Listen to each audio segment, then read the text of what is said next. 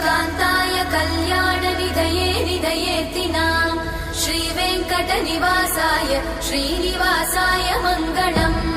लक्ष्मी सविभ्रमालोकसुभ्रूविभ्रमचक्षुषे चक्षुषे सर्वलोकानां वेङ्कटेशाय मङ्गलम् श्रीवेङ्कटाद्रिशृङ्गाग्रमङ्गलाभरणाङ्गये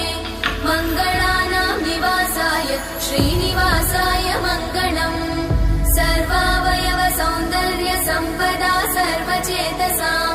सदा सम्मोहनायास्तु वेङ्कटेशाय मङ्गलम् नित्याय निरवध्याय सत्यानन्दचिदात्मने सर्वान्तरात्मने श्रीमद् वेङ्कटेशाय मङ्गलम् स्वतः सर्वविदे सर्वशक्तये सर्वशेषिने